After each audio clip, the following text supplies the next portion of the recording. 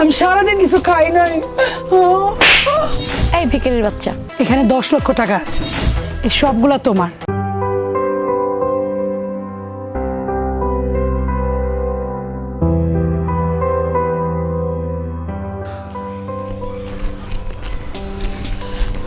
আম্মা আম্মা আমার কিছু টাকা পয়সা দিয়ে যান, আমি সারাদিন কিছু খাই নাই। এই ভিখারির বাচ্চা, আমি কি টাকা নিয়ে তোর জন্য বাসা থেকে বের হয়েছি? মানে সারাদিন পরিশ্রম করব আমি, সারাদিন কাজ করব আমি, যা স্যালারি পাবো সেটা এসে এসে তোদেরকে ভিক্ষা দিয়ে যাব, তাই না? আম্মা সত্যি কইতাছি, আমি সারাদিন কিছুই খাইনি। তোরা তো সারাদিন খেলেও বলবি যে কিছুই খাসনি।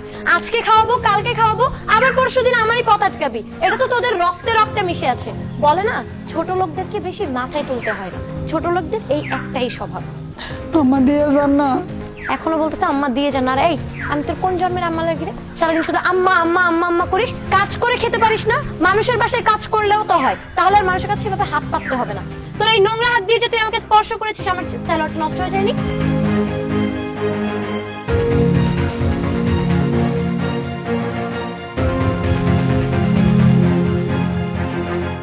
আম্মা আম্মা আরে! আম্মা আম্মা আমারে কিছু টাকা পয়সা দিয়ে যান আম্মা।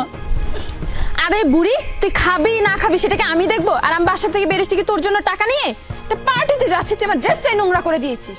প্রত্যেকটা দিন তোর এই রাস্তায় কি ওই রাস্তায় যেতে পারস না? ওই বাজারের মোড়ে যেতে পারস না? তোর এই রাস্তায় থাকতে হবে কেন? টাকা কি মানুষের গাছের পাতা? তোর জন্য নিয়ে আসবো আমি? আম্মা কিছু দিয়ে যান না আম্মা। হ্যাঁ দিয়ে যাবো, তোকে আমার বাড়ি ঘর সব দিয়ে যাবো। কাজ করে রাখা ফালতু মহিলা। শিট।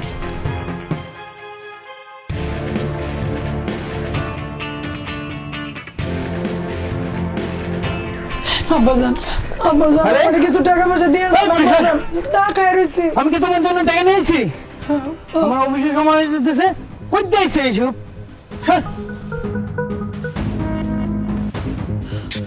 বাজান বাজান বাজান খারান, আমারে কিছু টাকা দিয়ে যান, আমি সারাদিন কিছু খাইনি বাজান। আপনি সারাদিন কিছু খান নাই? না, কতজনের কাছে চাইলাম, কানলাম কাটলাম, একটা টাকাও দিল না, রুটি কলাও দিল না। কি বলেন, আপনি সারাদিন কিছু খান নাই? না বাজান, গরিব মানুষরা খাইলে কি আর না খাইলে কি?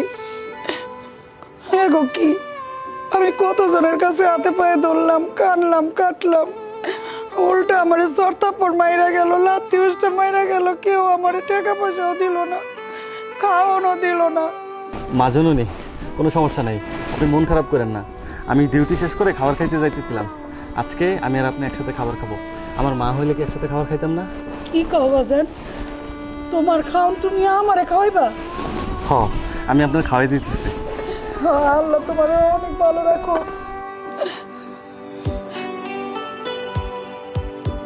হ্যাঁ করেন।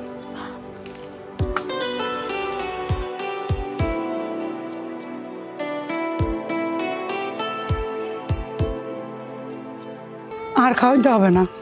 খাবেন না? আসলে তোমার মতো সৎ মানুষ পাওয়া খুব ভাগ্যের ব্যাপার। আমি আসলে কোনো ফকির না, আমি এখানে সৎ মানুষের আশায় বসেছিলাম। তোমার মতো সৎ মানুষ দেখে আমার মনটা ভরে গেল যে এই দুনিয়াতে এখনো এরকম সৎ আর ভালো মনের মানুষ আছে, যে নাকি নিজের খাবারটা অন্যকে খাওয়ায় দেয়, তা আবার একটা ফকিরকে। আমি অনেক খুশি হয়েছি। আর যে কারণে আমি সৎ মানুষকে খুঁজতেছিলাম, সেটা আমি তোমাকে দেখাচ্ছি। এই যে টাকা, এত টাকা? হ্যাঁ, এখানে 10 লক্ষ টাকা আছে, এই সবগুলা তোমার। মানে আমার টাকা? মানে আপনি কি বলতেছেন? আমি তো কিছুই বুঝতেছি না। আমি একজন সৎ মানুষ খুঁজতেছিলাম, এই টাকাগুলো তাকে দিব, সে যেন এই টাকাগুলো দিয়ে কিছু একটা করতে পারে, নিজে পায়ে দাঁড়াতে পারে। আর এই টাকাগুলো তুমি নিয়ে তুমি নিজে একটা কিছু করো, তুমি নিজের পায়ে দাঁড়াও। এতগুলো টাকা আমাকে এমনি এমনি দিয়ে দেবেন আপনি? এমনি এমনি না, তুমি একজন সৎ মানুষের এইভাবে চাকরি করা, একজন সিকিউরিটি গার্ডের চাকরি করাটা ঠিক না। তুমি নিজের পায়ে দাঁড়াবে, এখন থেকে তুমি ভালো একটা বিজনেস করে নিজের পায়ে দাঁড়াবে। ধরো, আজ থেকে এই টাকাগুলো তোমার। মানে কি বলবো, আমি ভাষা হারিয়ে ফেলছি। গরিব ঘরের ছেলে, কখনো একসাথে এতগুলো টাকা দেখিনি। তবে মাজনুনি, একটা কথা আমি বিশ্বাস করতাম, যে সৎ থাকলে আল্লাহ যে কোনো মানুষকে তার ভাগ্য খুলে দিতে পারে।